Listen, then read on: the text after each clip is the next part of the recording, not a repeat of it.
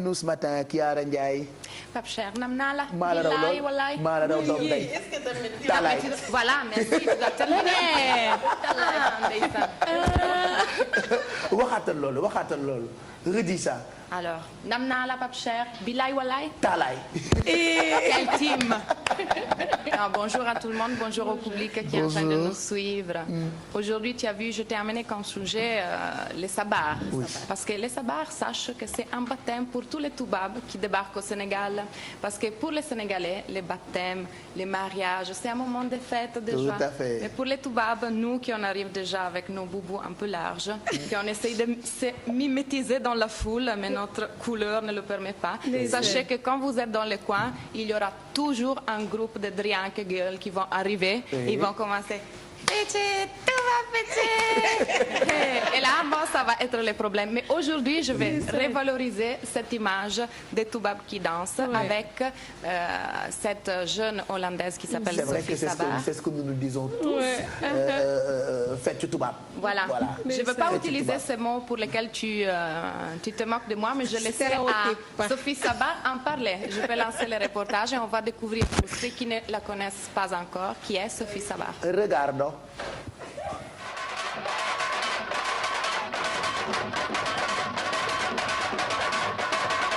Le savoir a attiré mon attention quand j'étais partie en 2002 pour danser le savoir au pays.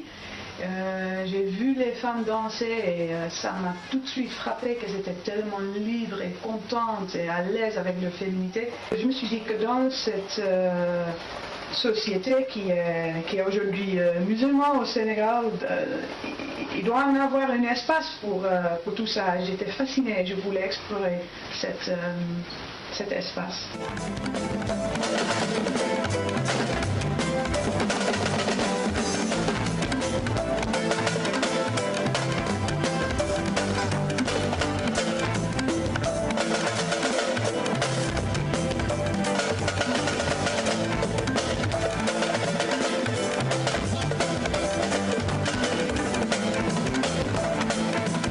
Le savoir, ce qu'elle représente pour moi, c'est la vie, la joie, c'est de l'énergie concentrée et canalisée et qui est en attente d'être libérée dans la piste de savoir.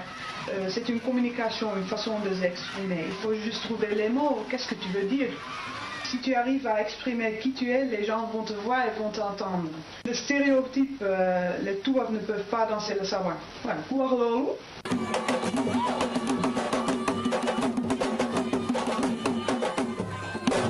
Il y a une ligne très mince entre être la toubab ridicule et celle qui sait vraiment danser. J'ai toujours assuré que je ne suis pas du premier genre. J'ai jamais dansé avant que je le maîtrisais, au moins le feeling, qui est très important dans le savoir. Je l'ai appris avec Papaya et c'est lui qui m'a appris le feeling. Qu'est-ce que mon mari pense de ma carrière si sénégalaise? Et moi je ne peux pas le répondre, hein. Je donne la parole à mon mari. waaw man damay rafetlu loolu bu baax parce que loolu dafa neex quoi quand même nga am sa soxna bon muy dox ci culture sénégalaise dafa neex quoi quand même te loolu mooy li ma gënal quoi te samay morom yëpp apprécier nañ ci loolu que ne affaire bu rafet la quoi te saa bu ma ko gisee muy fecc rek sama yaram yëpp day daw donc loolu dama si rafetlu bu baax a baax a baax a baax.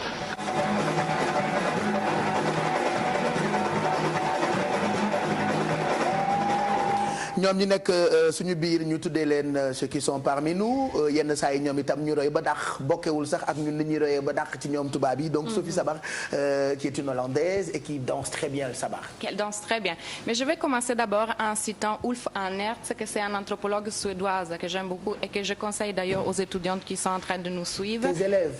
Les élèves, mes élèves et aussi les élèves ou qui veut s'approcher de sciences sociales. Oui. Parce que Sophie Sabar, elle est anthropologue à la base. Comme toi. Aussi. Moi, je suis sociologue. Sociologue, d'accord. Okay. Bon, Ulf Ahnert disait que quand les gens circulent avec leur propre culture et leur propre signification, et quand cette culture et ces significations trouvent les moyens de circuler même sans les gens, les territoires ne peuvent plus être considérés les lieux d'appartenance des cultures. Et c'est pour cette raison qu'aujourd'hui, on a la nécessité d'une image image différente par rapport à celle qui est appelée mosaïque culturelle, où les cultures sont liées exclusivement à des territoires et à des populations spécifiques. Aujourd'hui, on nécessite une image différente qui puisse avoir comme point de départ un monde plus ouvert, interconnecté. Et Sophie, cette jeune Hollandaise, décrit bien ce que Ulf Anertz a décrit comme interconnexion culturelle. Donc, justement, une anthropologue, une danseuse de sabar et aussi maître de sabar, qui a dit qu'elle a comme objectif contaminer le maximum de public avec le virus du sabar. Je pense qu'elle le fait. Elle le fait très bien. Elle le fait déjà très bien. La question peut-être que le public se pose, c'est comment elle est arrivée à connaître le sabar. En fait, tout a commencé avec sa passion pour la salsa. Et donc, c'est à partir de là qu'elle a commencé à prendre des cours de danse africaine. Et à travers sa sœur, elle s'est retrouvée ici au Sénégal. Et c'est à Dakar qu'elle a commencé à connaître le sabar. Elle a dit qu'elle est restée totalement fascinée pour cette danse où les femmes, elles étaient le vrai sujet. Donc, les femmes qui dansaient libres, fortes, féminines, élégantes. Et elle a donné une image que selon moi, elle est merveilleuse dans un documentaire qu'on peut trouver sur YouTube qui s'appelle Married to Africa, mariée avec l'Afrique, où elle a dit qu'elle était fascinée par cette vision de ces femmes souvent avec une corpulence très Après, la culture africaine est très, très appréciée en Hollande. Oui, voilà. Qu'elle dansait, même si elle était un peu grosse, mais avec une légèreté incroyable, forte, oui, avec tout ce sable autour d'elle. C'était vraiment ce qui l'avait fascinée. Et puis encore, en fait, les sabars représentent un espace de liberté en quelque sorte, une liberté de construction sociale et souvent religieuse, où les femmes, elles peuvent être finalement libres de se montrer elles-mêmes, se montrer dans toute leur puissance érotique et féminine, parce que c'est comme ça, on a parlé de Salène Salène la semaine passée. Aujourd'hui, dans les sabars, il y a cette puissance érotique aussi de la femme. Et une énergie qui peut être canalisée seulement à travers les sabars, n'est-ce pas?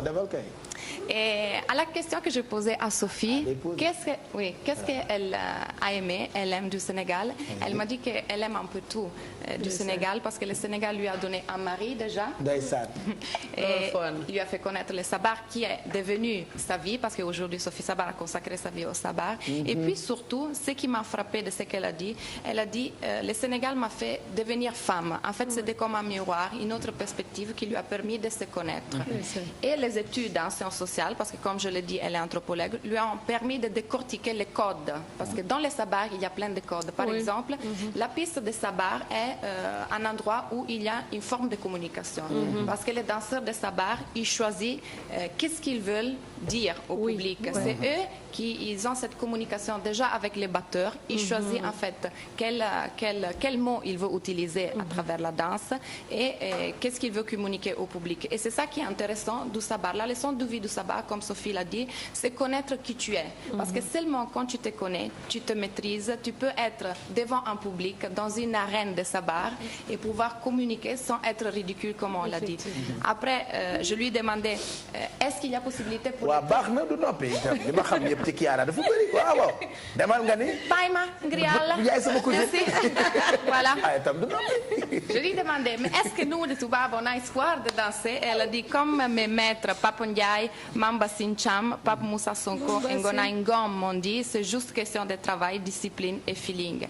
Elle, depuis le 2007, elle donne des cours de sabar entre l'Hollande et le Sénégal. Elle va venir en décembre, elle sera là. Elle va nous faire une petite surprise ici. Et pour les gens qui veulent la connaître, il y a le site sophie-sabar.nl et vous pouvez trouver la page Facebook Sophie Sabar et aussi les Facebook personnels, vous pouvez la contacter Sophie Sabar. Je vais conclure avec la définition qu'elle a donnée de Sabar, que je trouve qu'elle est magnifique. Donc Sophie, elle a dit, le Sabar est magnifique. Il est énergie puissante, légèreté, beauté de mouvement, joie et humour, communication avec les batteurs et liberté, celle qu'on ressent en dansant. Merci Kiara, parmi nous, c'était avec Sophie Sabar, hollandaise, et qui danse très bien le sabar. Voilà, elle n'est pas comme les autres Toubab qui ne dansent pas bien le sabara. Moi, je suis l'embol. Parce que lawbe la Ngone Ndiaye Guébel la bokkal. Merci Kiara Ndiaye, on te remercie. Mardi prochain.